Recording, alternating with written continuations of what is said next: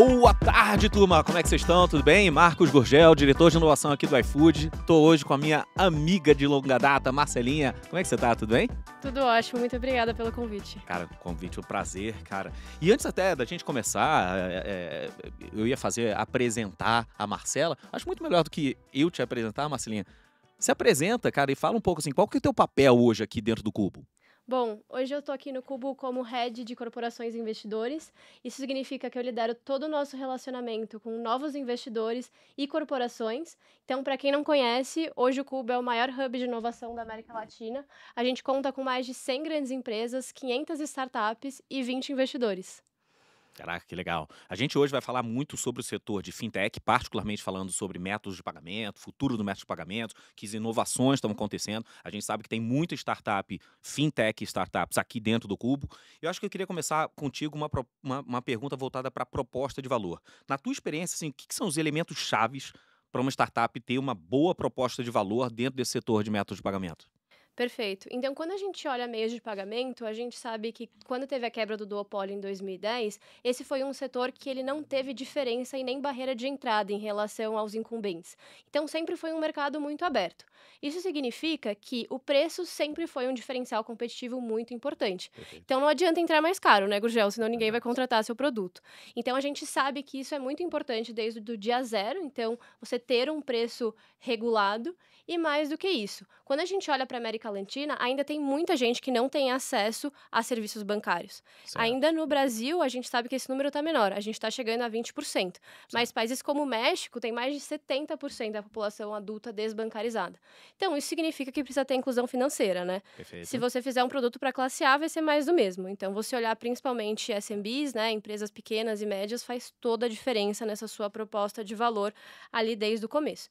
E falando de pagamento, é uma coisa muito importante, né? Ela é financeira, então não adianta ter se não tem segurança. Certo. Então, quando a gente olha a questão de segurança, também é mega relevante, eu digo que básico para essa proposta de valor. Então, preço, segurança e acessibilidade. Você acredita que tecnologia é algo também assim que vai diferenciar a startup nesse movimento? Perfeito. Então, tecnologia de pagamento, ela é extremamente complexa, né? Infraestrutura financeira.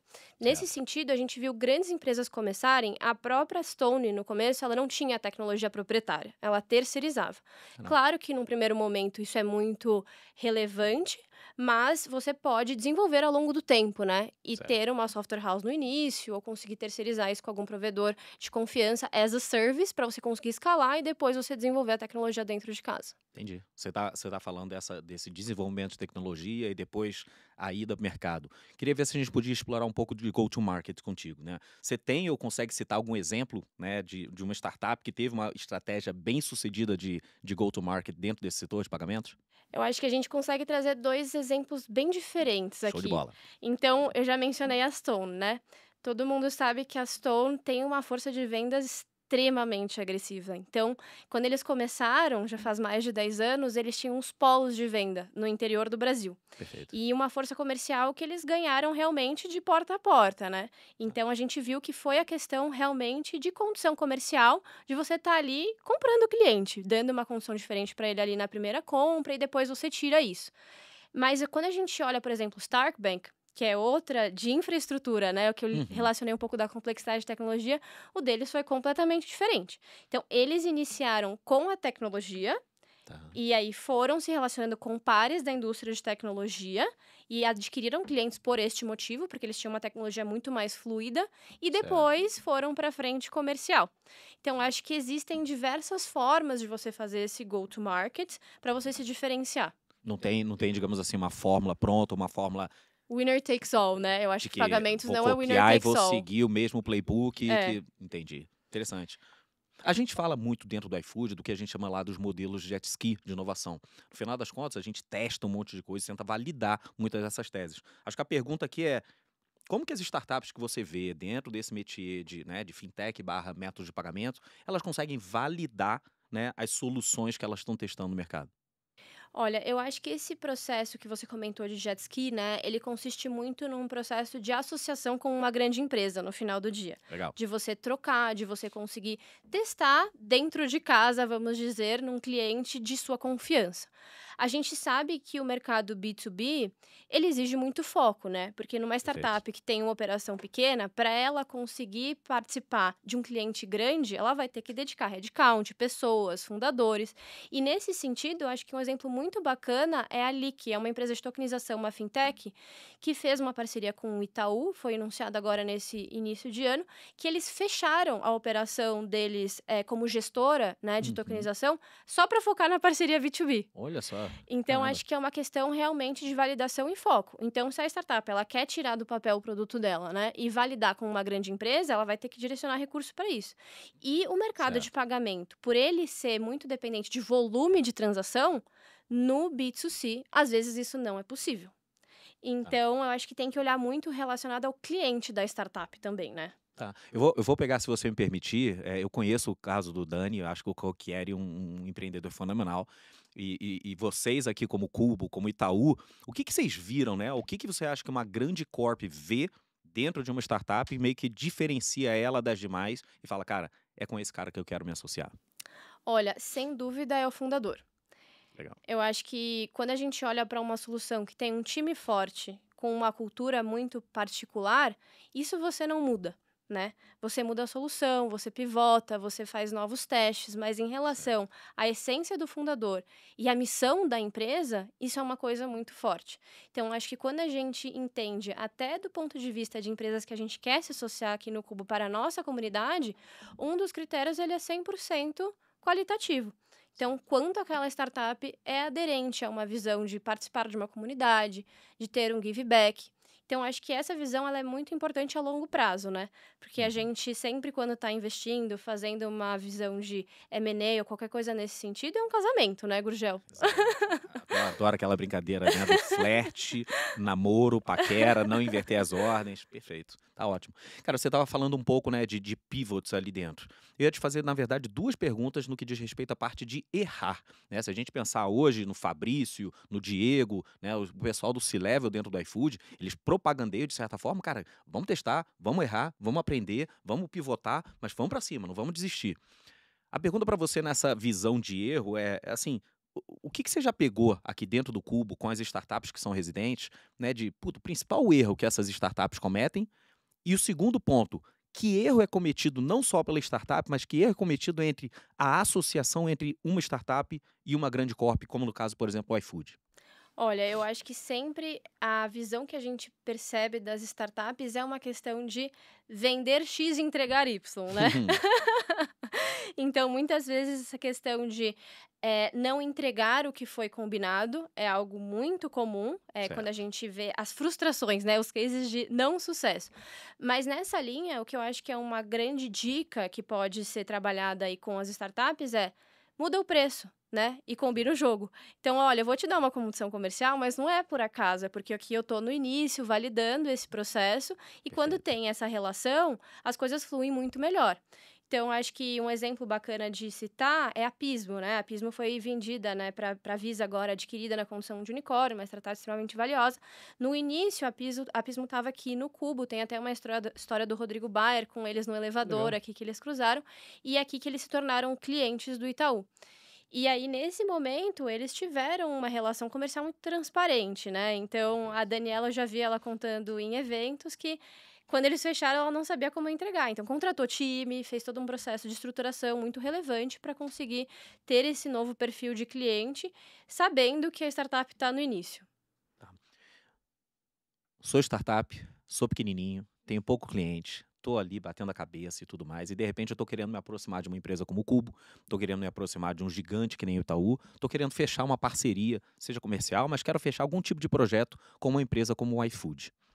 Acho que a pergunta aqui é, como é que ela consegue escalar, né, o projeto dela, ou o produto dela, ou o serviço dela na hora de se associar com uma empresa de grande porte, seja um Itaú, seja um iFood? Olha, eu brinco que a palavra desse ano é eficiência, Gurgel. Tá. Porque a gente já viu, né, um cenário de muita liquidez financeira em 2021, principalmente, e hoje não é mais dessa forma. Não é que você vai gastar todo o dinheiro que você captou a Perfeito. qualquer custo para fazer um awareness e ser notado por uma grande empresa como um Cubo ou como um iFood ou o próprio Itaú. Eu Certo. acho que é muito mais uma visão de você ter resultados consistentes, né?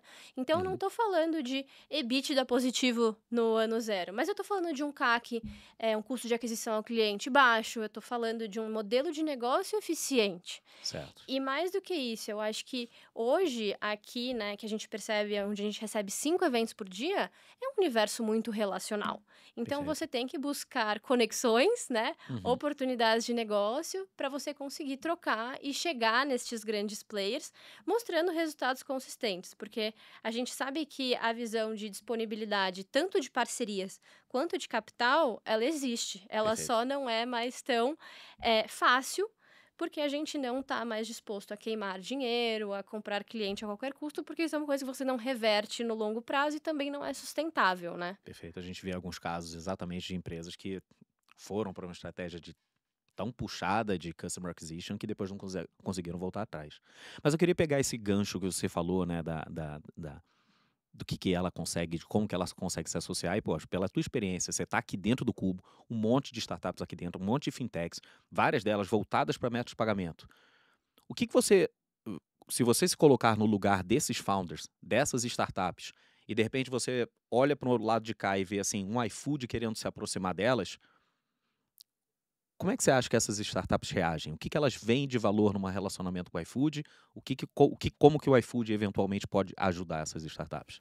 Sem dúvida é o volume, né? Eu acho que a referência que vocês têm como empresa em relação à solidez mesmo de mercado, isso atrai muito a solução de pagamento em relação ao volume que vocês têm diários de transações. Certo. Então, sem dúvida alguma, vocês são a empresa no Brasil, eu diria entre as top 10, né? Que Ó, mais elogio. transacionam recursos e, nesse sentido, atinge muito o público de pequenas e médias, que todo mundo, né, até globalmente nos Estados Unidos, quando a gente pega empresas como a Andreessen Horowitz, que falam que o dinheiro está nos SMBs, né, não está nas Perfeito. grandes empresas. Você precisa atingir o público, que é a maior representatividade dos CNPJs daqui.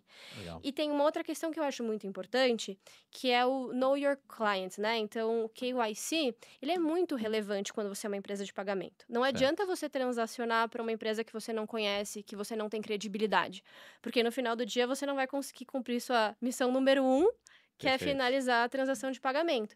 Então, você ter um parceiro que é confiável, isso não tem preço, né? Tudo que uma empresa de pagamentos precisa. Tá. E aí a gente pode entender o iFood como esse parceiro confiável Esse dessa relação. trusted advisor, né, porque eu Ó, acho que mais do gostei. que uma visão de volume, uma transação comercial muito importante, eu acho que tem um valor muito relevante que é o estratégico, né, que Certo. eu acho que isso é muito comum no corporate venture capital, que não é o dinheiro pelo dinheiro, mas é o dinheiro com uma experiência de mercado muito relevante de ter tido sucesso na sua Perfeito. respectiva trajetória. Tá ótimo. Você comentou um ponto, Marcela, que eu queria voltar, né, falando das startups que são residentes aqui, o que vocês olham para elas, o que é interessante e tudo mais. No processo de, eu não sei se pode chamar de seleção de startups para passarem a serem residentes aqui do Cubo. O que vocês olham? Quais são os sinais que vocês avaliam de uma startup? Se você puder fazer esse recorte dentro do métier de fintech, quais são os sinais que você avalia para falar, pô, esse cara eu quero dentro da minha comunidade. Esse cara daqui, eu quero ele dentro do Cubo. Super legal. Então, hoje, o nosso processo de seleção a gente chama de curadoria. É um processo semanal, onde toda a liderança investe meio período por semana para que a gente consiga fazer essa visão de realmente ter as melhores startups conosco. E um dado super relevante é que hoje mais de 40% de todos os recursos de venture capital investidos no Brasil estão no Cubo. Isso significa que é um critério nosso de seleção. Porque quando uma startup ela é investida, ela passa pelo processo de due diligence, né? Certo. Nesse sentido, a gente já consegue ter uma credibilidade maior. Uhum. Então, a gente está olhando, sim, para as startups que foram investidas pelos top fundos de venture capital do Brasil e do mundo. Certo. Então, é um critério relevante. A parte de tração, ela é muito importante também. Então, eu não consigo trazer para o Cubo uma startup que transacionou, putz, R$ 100 mil. Impossível. O cara precisa estar faturando pelo menos 2 milhões. Certo. E aí, nessa linha, ele vai conseguir trocar uma ideia com o iFood. Porque senão fica uma coisa que você não vai conseguir confiar nele, concorda? Perfeito. Então, a gente entende que precisa ter um certo nível de maturidade, né? Tração, ter recebido algum tipo de investimento para a gente é super relevante. A parte de time é muito importante, eu diria que é a mais importante. Então, se tem um fundador que é de segunda viagem, né, que está fazendo um segundo empreendimento, ele já vendeu a primeira empresa, teve sucesso, a gente consegue flexibilizar um pouco os critérios. Agora, se é um marinheiro de primeira viagem, a gente vai olhar o LinkedIn, a gente vai pedir uma referência, porque a gente realmente quer pessoas que estão aqui no Cubo que têm objetivos de gerar oportunidades de negócio, né? Então, Certo. o time também é outro fator muito relevante e a visão dela querer fazer negócio com as corporações. Perfeito. Então, a gente tem aqui hoje mais de 90% das startups B2B. Tá. Porque isso significa que ela vai ter a disponibilidade de trocar com o iFood, de estar aberta. Perfeito. E nesse sentido, para a gente, de foco é muito relevante, né? Porque se a gente tem só as que são B2C aqui, a gente não vai conseguir desenvolver e também dar as ferramentas para elas conseguirem chegar no objetivo que elas têm, de crescimento. E aí a gente vira o outro lado da moeda, né? Por que as startups vêm para o Cubo? Você sabe dizer, Gurgel? Ó, agora me pegou, trocou aqui trocou? Me responda você, qual que é o selo, qual que é a chancela que elas estão atrás? Bom, elas buscam o Cubo por 3 grandes motivos. Que são? Então, negócios, né? Oportunidades comerciais, capital, acesso a fundos de investimento, talento. Então, talento hoje é muito representativo pra gente. Dessas 500 que eu mencionei, elas representam 27 mil empregados, você acredita? Caramba, é muita gente. Então, isso é oportunidade comercial toda hora, é vaga de tecnologia. Então, a gente tem uma plataforma que tem todas essas vagas. E a gente está trabalhando bastante para vagas afirmativas também. Legal. Hoje a gente tem uma comunidade muito bacana de mulheres ao Cubo, né? Hoje a gente tem mais de 100 fundadoras mulheres e a gente tem encontros mensais. A gente favorece muito esse viés de diversidade para mulheres e pessoas pretas também, através do Afro ao Cubo. E Legal. esse é um critério que a gente considera bastante dos dois lados, né? Então eles nos buscam, por isso a gente os busca também, para a gente ter uma comunidade complementar. Legal. Você comentou, Má, sobre um ponto específico que era, né, como você olha pro time, pro founder, não só especificamente pro fundador, se é a primeira ou segunda viagem, mas como que vocês, como Cubo, de uma maneira geral, olham pro time, ou pra gestão que está sendo feita daquela startup. Você consegue citar, assim, não sei se você pode citar nomes, exemplos, mas, assim, fintechs que estão aqui no Cubo que você fala, cara, esses caras têm uma estrutura de gestão sensacional, ímpar, o iFood poderia conhecê-los, ou vice-versa, eles conhecerem o iFood? Cara, eu gosto muito de citar um exemplo da Conta Simples. Tá. Então, a Conta Simples acabou de captar uma série B, né, a mercado. Eu conheço um empreendedor de longa data, porque ele estudou comigo no INSPER, né? Então, fazem aí mais de Bacana. 8 anos que acompanho o Rodrigo. Ele, por outro lado, foi um empreendedor de primeira viagem, então ele fundou a startup com 21 anos, mas muito sólido desde o dia zero. E aí a solidez, ela significa um acordo de sócios alinhado, né, de visão de incentivos. Perfeito. Ela significa uma visão de você querer correr uma maratona e não você tá querendo vender a empresa no dia seguinte. Então, esses pontos de alinhamento da fundação da startup, ela é muito relevante para a visão de longo prazo. E mais do que isso, eu acho que foco é muito importante. Antes de estar no Cubo, eu trabalhei em fundo de venture capital, então eu estava do outro lado da mesa, né? Perfeito. E aí a gente via que startups que queriam fazer embedded finance, aí elas tinham uma solução de pagamento, elas estavam oferecendo crédito amanhã. Uhum. A gente via que não funcionava muito bem. Quer atacar 7 coisas ao mesmo tempo, quer fazer 18 produtos ao mesmo tempo, é E aí isso? também faz inteligência artificial, por acaso. E trocou o domínio de .com para .io, é isso? Tá. Cara, deixa eu pegar um gancho, Marcelinha. Você tocou num termo que está super na moda. Não só a inteligência artificial, como embedded finance.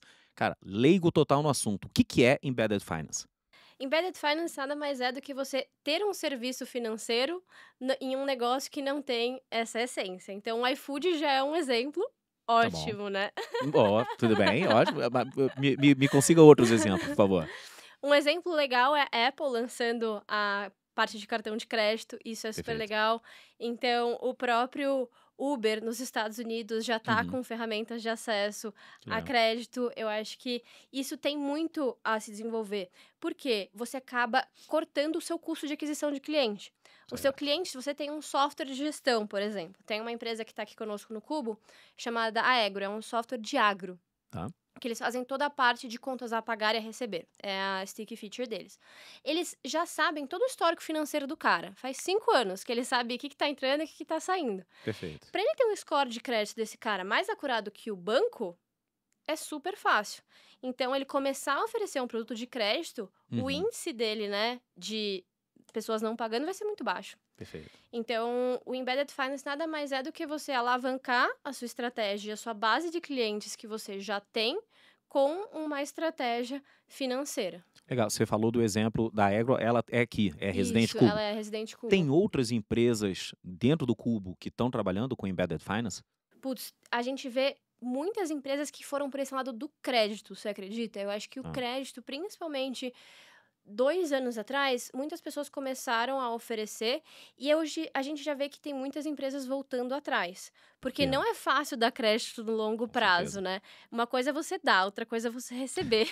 Perfeito. Perfeito. Então, essa parte de collect, ela é um desafio muito grande. Tá. Então, a gente enxerga que tem empresas indo mais para esse lado agora de pagamentos mesmo. A gente sabe que realmente é uma tendência. Então, a gente teve uma parceria bacana também relacionada a essa parte de embedded, foi com a Magazine Luiza, né? Que legal. Como é que foi essa história? Então, o Itaú fez uma joint venture para viabilizar a parte de cartão de crédito e também oferecer empréstimo para os clientes da Magazine Luiza. Isso está de pé? Funciona hoje? Funciona, então acho que é um exemplo bacana. E outra startup do Cubo que também teve essa visão de embedded foi uma venda que a gente teve para Americanas. Ó, Então, em 2021, a gente teve uma startup que vendeu e numa visão de Open Finance mesmo, com um API uhum, personalizável. Então, os vendors da AMI, né, que é a base da perfeito. Americanas, conseguiam criar a sua própria plataforma de financiamento dentro do site. Minha ignorância. A AMI ficava aqui então antes de ir para a loja americana, é isso?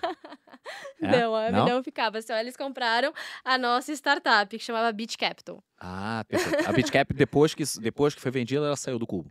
Acredita que elas ficam? Elas continuam aqui. Elas ficam. Então, outro exemplo é a Lívia, que vendeu para RD, né, da Cuco Health.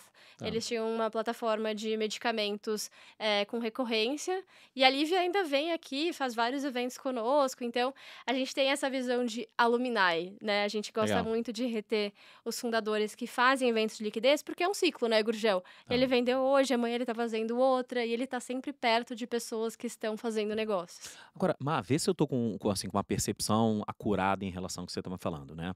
Um dos fatores para a empresa ou para a startup estar aqui é de que ela tenha recebido algum tipo, ela tenha tido uma chancela de um VC, né? Uhum. Você tem por trás um venture capital apostando ou falando, cara, eu acredito que essa tese vai dar certo, eu acredito que essa empresa tem um caminho interessante pela frente. Mas pelo menos assim, as 3 últimas citações que você fez foi que vou chamar o exit aqui está saindo mais para um lado de corps, ou seja, Uhum. empresas comprando as startups residentes aqui do Cubo. Tô correto nessa minha afirmação de, cara, o caminho começar meio que se a startup está muito no início, ela tem muito mais uma proximidade com o venture capital. Se ela está um pouco mais madura já aqui dentro do Cubo, ela talvez já esteja conversando com o CVC, ela esteja conversando com a possibilidade de fazer algum tipo de parceria com uma corporação como o iFood. Uhum. Totalmente. Esse é o caminho natural que a gente enxerga. E eu acho que ele é muito um movimento de mercado, não só do Cubo. Tá, Porque o Brasil ainda é muito ilíquido, né? A gente vê que pouquíssimas empresas abrem capital. Abrir capital é muito caro e muito perfeito. difícil. Então, esse visão de fazer a parceria para ter uma alavancagem comercial e depois ter uma aquisição é um processo natural. Tanto que a gente tem um evento que a gente faz aqui todo ano chamado Let's Talk About Exits, para falar sobre essas estratégias de saída justamente com CVCs e corporações, para não ter uma relação predadora. Perfeito. Porque isso é muito comum, né? Ah, eu já quero investir, já quero ter direito de preferência, Uhum. já faz um monopólio e se não der certo. Então, Tá. tem uma forma de se relacionar com essas empresas que não é óbvia. E aqui no Cubo, por a gente já ter 9 anos de mercado, a gente já viu muita coisa acontecer. Tanto Tá. coisas boas quanto coisas ruins. Adorei esse teu gancho. Cara, vamos pegar esse teu gancho aqui. Me cita 3 coisas boas que estão acontecendo entre que você vê no Brasil, de uma maneira geral, não precisa ser especificamente aqui dentro do Cubo, mas 3 coisas boas que você vê que estão acontecendo nesse relacionamento entre startups e grandes corporações. Cara, eu acho que essa visão de embedded é um golaço, assim, porque no Tá, final do dia você consegue usar as duas fortalezas, né? Você consegue aumentar suas margens, dando um serviço adicional financeiro para uma empresa que pode ter uma margem baixa. Então, vamos usar o exemplo do varejo, né? O uhum, varejo é um mercado que tem uma margem super apertada. Eventualmente, se você consegue fazer uma solução de pagamento, de crédito, você aumenta a sua margem numa base de clientes enorme. gigantesco, Então, entendi. acho que a visão de embedded ela é sensacional. O Brasil está muito na frente de vários outros países na visão de digitalização de pagamentos com o Pix, Perfeito. que hoje está com 150 milhões de usuários. A gente é referência global. A gente é o segundo país que mais transaciona online instantâneo, só atrás da Coreia do Sul. Então, eu acho que aqui é o país de fintech, né? Não Certo. tem outra opção. 40% de todas as transações de venture capital são em fintech. Então, Caramba. essa visão de pagamentos instantâneos, eu acho que é um benefício enorme também que a gente tem no nosso ecossistema.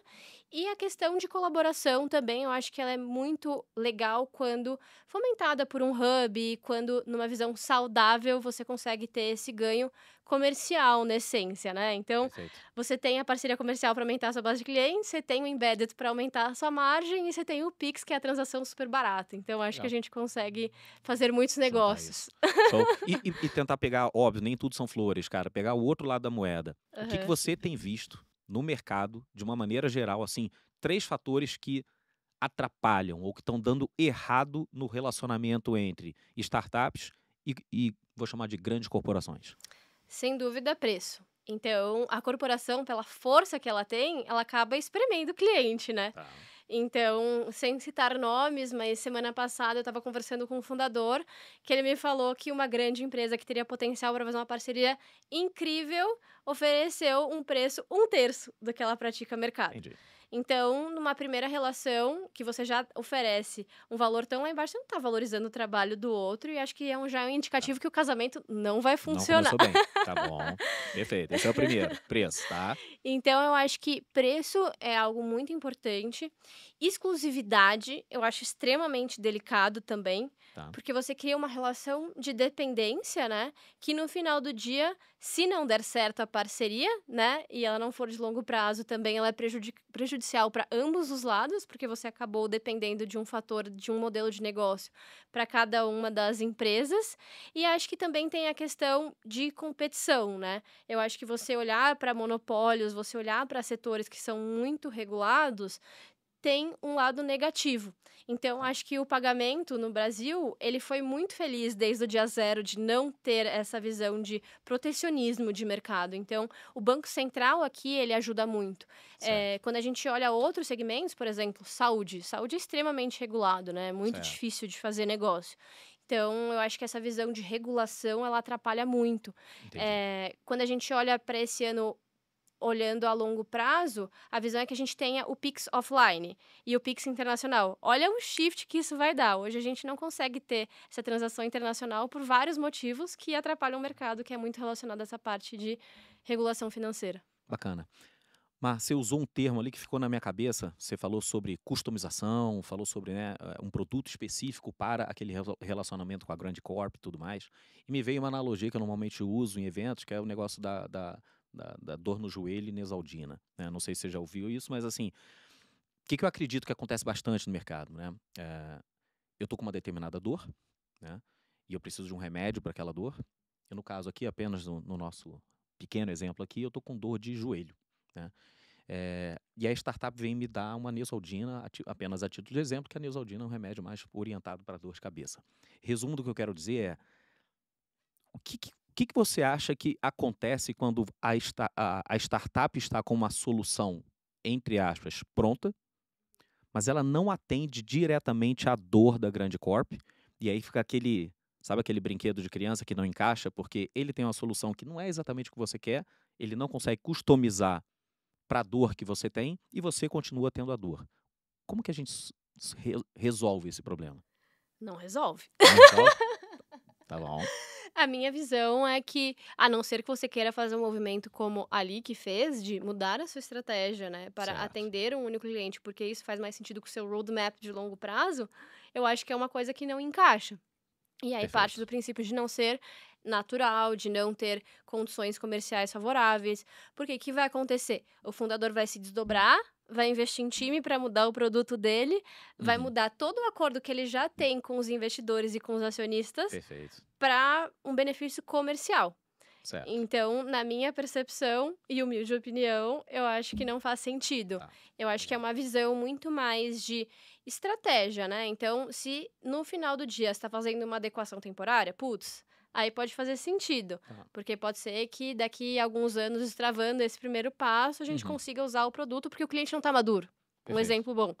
Tá. Eu acho que aí talvez, mas para você mudar toda a sua estratégia com o objetivo de servir uma grande empresa, putz, eu já declinei muito investimento por conta disso. Entendi. De Tá. startups que tinham propostas muito grandes de corporações e que um dia fazia A, no dia seguinte fazia B só para vender. Para vender para aquela empresa, para vender para aquela corporação. Porque daí ela mudou para vender para o iFood, daqui a pouco ela vai mudar para vender para Visa, daqui a pouco vai mudar para vender para o Itaú. E quando vai ver o produto dela não tem mais identidade. E aí toda a questão que eu falei de time, né? Se o time tem Tá. uma cultura forte, né, com uma orientação para resultado, não vai fazer isso, né? Não tá na essência da pessoa ficar mudando para se adequar a uma demanda comercial. Eu não sei se você, pela tua experiência em VC, ou até mesmo aqui de dentro da experiência do Cubo, consegue ajudar o iFood quando eu colocar a seguinte frase: qual que é o melhor caminho, então, para o iFood se comunicar com o ecossistema de startups e explicar qual é a dor que ele está querendo sanar? Eu acho que é clareza em relação aos desafios que vocês têm. Certo. Então, a visão, ela é muito mais relacionada à conexão da proposta de valor da startup do que do produto. Perfeito. São coisas diferentes, né? Então, você trouxe que você tem um desafio com inteligência artificial. Isso ano Perfeito. passado era o que você falou. Uhum. Tá. A gente fez um evento aqui sobre isso, foi sensacional. Eu aprendi. Então, se a gente tem uma startup como a Alan AI, que é uma Perfeito. startup que está aqui, que faz uma adequação da linguagem tropicalizada realmente para o Uhum. português, né? Para trabalhar melhor um chatbot, por exemplo. Putz, pode ter algum tipo de sinergia. Isso Certo. não necessariamente é o produto dela, que é um chat GPT tropicalizado.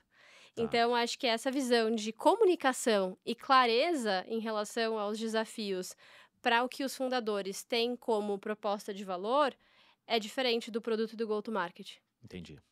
Deixa eu dar um step out de go-to-market e falar um pouco de futuro aqui contigo. Cara, o que você tem visto, que tem acompanhado no mercado, no que diz respeito assim, às principais tendências nesse setor de fintech e métodos de pagamento? Putz, ano passado teve a regulação importante de benefícios, né, Tá, que é um mercado que vocês também estão entrando certo. e que teve a questão da regulação que eu falei que eu acho que é uma das piores coisas que pode ter. E com a visão de queda de taxa, né, os 2% não existem mais e também a exclusividade não existe mais, e a visão de futuro é que se eu tenho um saldo no ticket, eu vou poder transacionar esse saldo, tem uma um mundo para você trabalhar, por quê? A visão de ticket de vale alimentação, ela é destinada à população economicamente ativa. Perfeito. Então, no final do dia, é quem tem o dinheiro na mão. E essas pessoas têm um poder de compra maior que a média. E Certo. aí, isso abre várias possibilidades de volume transacionado maior. Tá. Então, eu acho que mercado de pagamentos voltado para benefícios é um que ainda vai se desenvolver bastante. Eu também consigo visualizar que o Pix ainda não chegou no seu potencial, né? Então, eu mencionei que o Pix offline vai ser um benefício fantástico, principalmente porque a gente ainda tem muitos desafios de conectividade no Brasil, né? Tá. A gente está em São Paulo, a gente sabe que basta pegar um carro 2 horas que a gente perde sinal de Perfeito. 3G. Imagina Brasilzão afora. Tá. Então, o Pix Offline vai ser incrível, acho que principalmente para democratizar esse acesso, olhando a população que não é bancarizada. E também tem o Pix Internacional, que para mim é a grande aposta, né? Então, tá no roadmap aí do Banco Central. Se sair, eu acho que aí bate de frente realmente com os bancos grandes. E a questão do Drex, né? Que também Certo. para esse ano está previsto. E tem uma questão importante de educação financeira aí, porque eu acho que quando entra com tokenização, etc., fica um pouco mais difícil. Então, essa eu visualizo um pouco mais a longo prazo. E, finalmente, o Open Finance. Então, quando o consumidor for educado que o Open Finance tem um benefício de scoring de crédito e, principalmente, de liberar acesso para as demais instituições, para você conseguir aumentar o volume transacionado de pagamentos, eu acho que vai ser muito positivo. Legal. Boa. Eu queria agora conversar com a Marcela, vou tomar a liberdade de chamar Marcelinha aqui, só pra gente tirar aqui o crachá de head do Cubo e entender o seguinte: você é cliente do iFood. Claro. Adorei, claro. Ah, sem pensar no iFood, você mora aqui em São Paulo? Claro. Você costuma jantar onde, assim, se você quiser citar nomes até? Olha, posso ser polêmica? Pode, lógico, devemos ser. Eu gosto de cozinhar. Tá bom, tá bom. Mas quando você vai em restaurante? O Nino. Tá bom. Como que você normalmente paga a tua conta num restaurante? A gente pede pro garçom, né? E aí o garçom traz a conta. E você paga efetivamente com o quê? Com o celular. Com o celular, um tap ali do teu celular na Isso. maquininha que ele tá Uhum. oferecendo. Normalmente dentro daquele teu tap tem algum cartão de crédito associado. Sim. O que faria você trocar de cartão de crédito? A visão de não ter essa visão de transação, você pagar online, né? Sem precisar de ter uma pessoa pagando com você. Não precisar chamar o Isso. garçom, pagar direto, eventualmente, sei lá, por um aplicativo, por um botão e tudo Aham. mais. Mas o que, assim, você provavelmente usa, que nem eu uso, um cartão de crédito XYZ em função de algum tipo de benefício que ele te traz. O que é uma proposta de valor hoje para a Marcela, para fazer ela, imagina, nessa situação de Uhum. pagamento de uma conta de um restaurante, trocar o cartão de crédito dela por algum Descontos. desconto? Tá. Que tipo de desconto? Só para eu explorar aqui e pensar. Descontos de 10%. Descontos em alguma outra compra futura tua. É. Tá. Ou na própria conta, porque quando a gente olha a visão do serviço, se você não tem a pessoa vindo até você para te oferecer a conta, você não precisa pagar o serviço, vamos dizer, do Perfeito. garçom.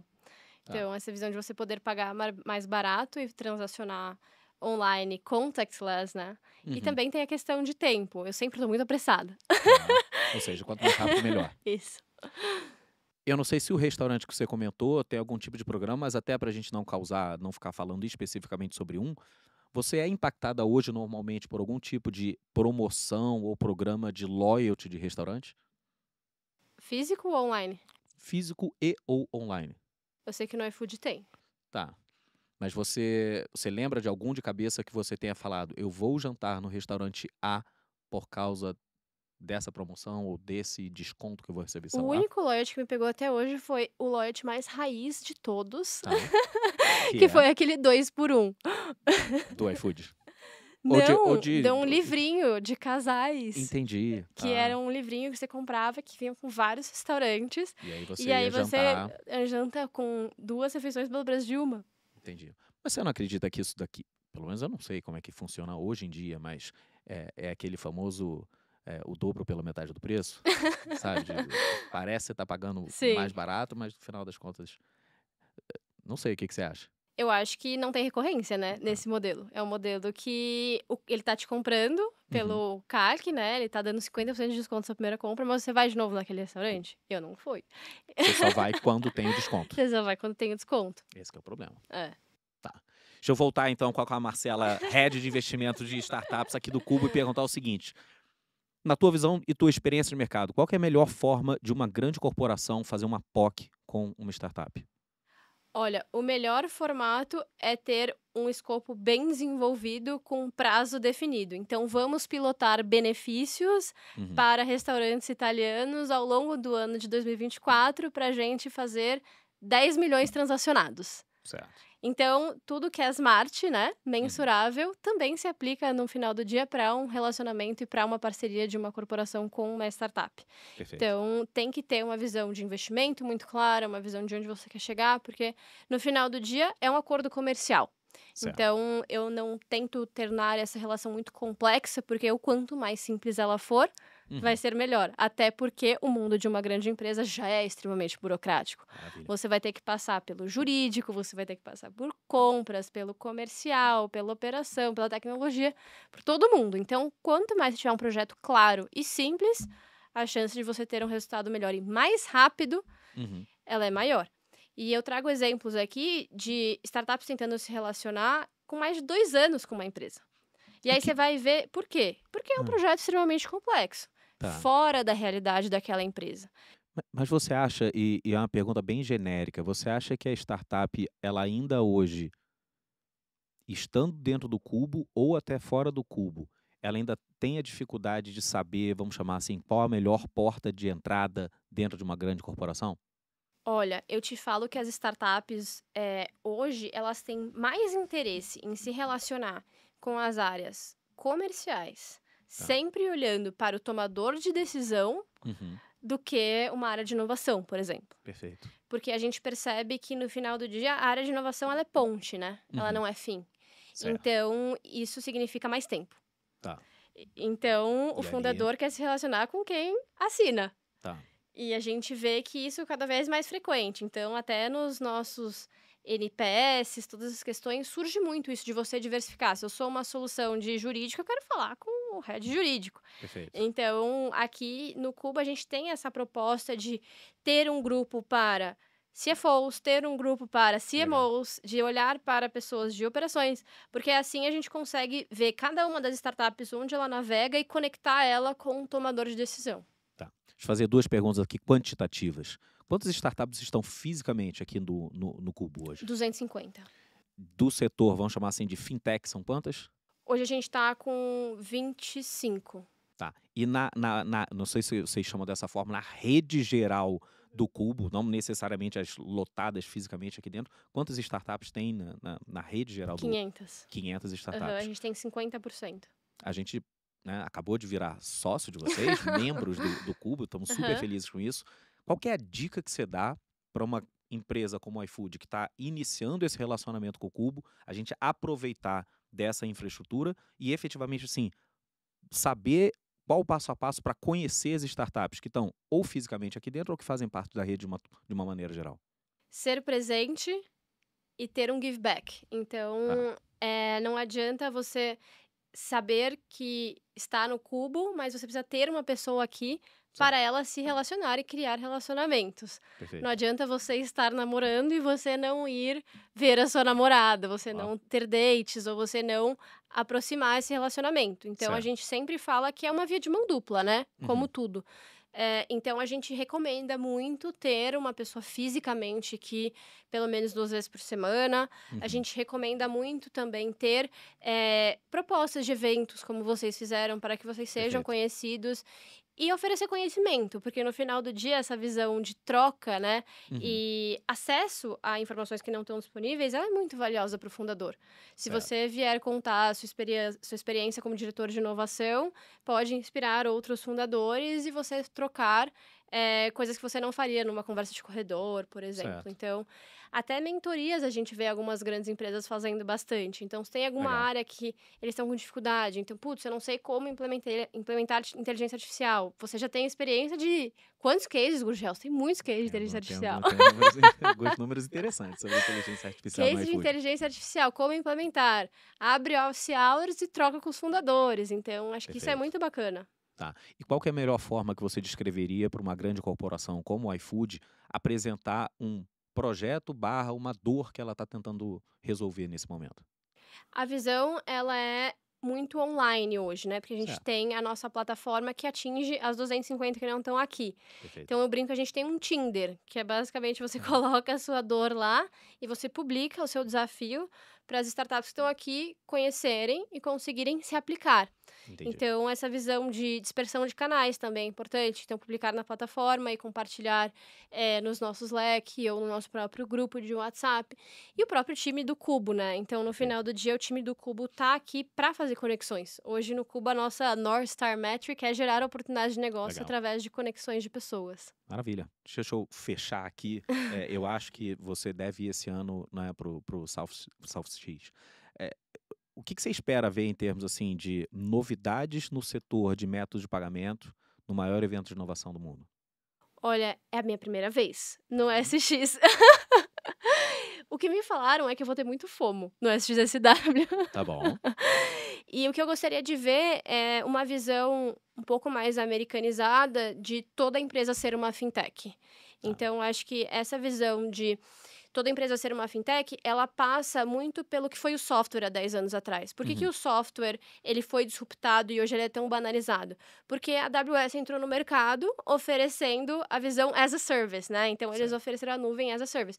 Quando a gente pega a fintech e pagamento especificamente, são 7 layers antes de chegar no cliente. Uhum. Então, querendo ou não, você tem a licença, você tem o seu sistema, você tem o pagamento, você tem o regulatório.